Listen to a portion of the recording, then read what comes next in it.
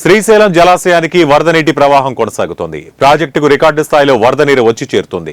దీంతో 5 గేట్లు ఎత్తి అధికారులు దిగువ వరకు నీటిని విడుదల చేస్తున్నారు.